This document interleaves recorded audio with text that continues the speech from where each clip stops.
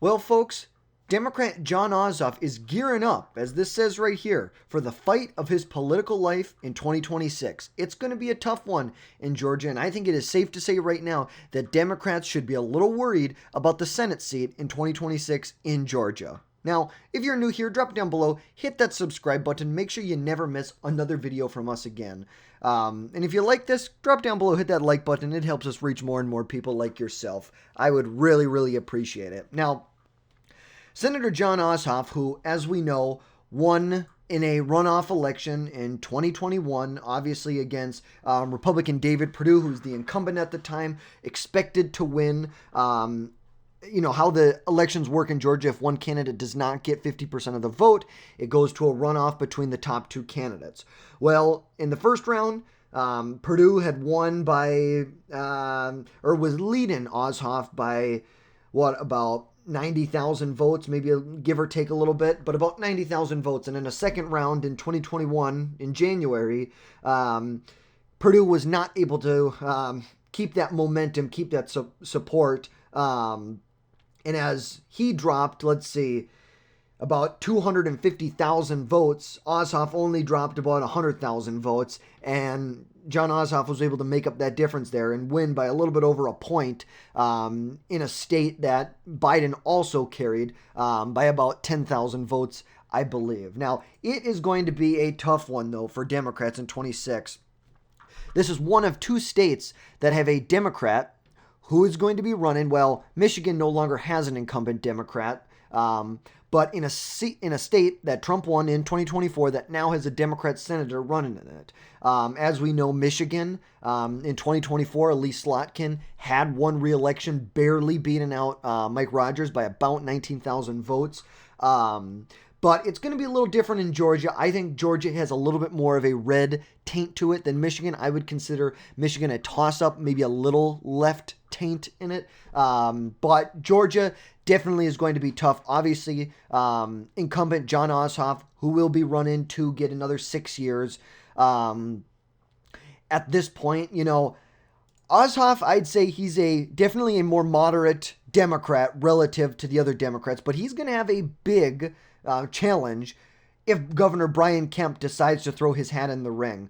As we know, Majority Leader John Thune and RNSC Chair Tim Scott have both been really trying to get Brian Kemp to jump in the race, to run, to be the senator. Obviously, Governor Brian Kemp, very popular governor in the state of Georgia, has like a 61% approval rating. Let's take a look at this. From Qantas, let's see, this was over the 11th to the 13th, 800 registered voters in Georgia, 64% approval, 31% disapprove. He is a very popular governor in a state that President Trump lost in 2020. Let's see. Brian Kemp was able to run the tables. He beat out, I believe, let's see if we can get, let's see, state overview. Let's see, Perdue, Warnock. Oh, do we not? Oh, maybe it was in 2018, or maybe it was 22. Let's see. Georgia governor race. It was 22. This was another place where, in a election that was supposed to be a red wave across the country when we really didn't see it, Brian Kemp really was one of the outliers, just like Ron DeSantis in the state of Florida, beat out election denier Stacey Abrams by about 8 points statewide in Georgia. Obviously, a tough year for Republicans on the national level. Even at the state level, it was pretty rough for Republicans in 22, and Brian Kemp was able to go against the odds, was able to win by 8 points in a state that people thought would be much closer than 8 points. And look, he even outran in a midterm, was able to outrun Trump. Obviously, there's a difference between a midterm and a presidential election, and we're not going to discredit that. But look at this. He was able to, 8 points he beat Abrams. Trump only beat Harris by 2 points. I get it, it's a presidential election, higher turnout election, but still, Brian Kemp was able to run the tables in Georgia in 22, and I think he is the best option that Republicans have to flip the seat. Obviously, Tim Scott has his plan to get to 55 seats in the Senate. That's going to be tough if you can't pick up Georgia. Really, he sees it through Georgia and Michigan. Now, some of the most latest polling shows Kemp up between 4 to 7 points over Ossoff in the election in 26. This is my thing. We're 2 years out. Things are going to get tighter from then. But also, I realistically, in a midterm like this, could see a popular governor, Brian Kemp, winning the seat, even if it's only by 3, 4, 5 points. But I think as of right now, you look at who the Republicans have in their bench.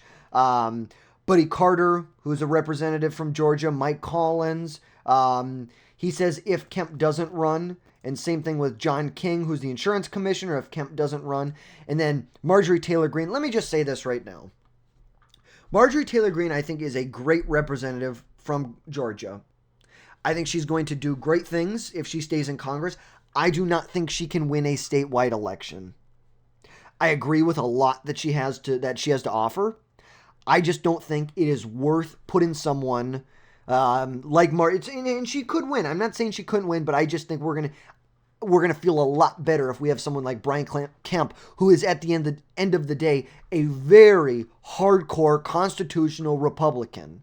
He is about as conservative as they come. That's like, make no ifs, ands, or buts about it. Brian Kemp is about as conservative of a Republican on paper that you can get. Some other names that have been thrown out, Brad Raffensperger. I think that's going to be tough. I think Trump just has a very big dislike for him, so I think Trump may try and sideline him. But as of right now, the endorsements that Kemp has picked up, Mike Collins, who obviously said if Kemp doesn't run, he would run.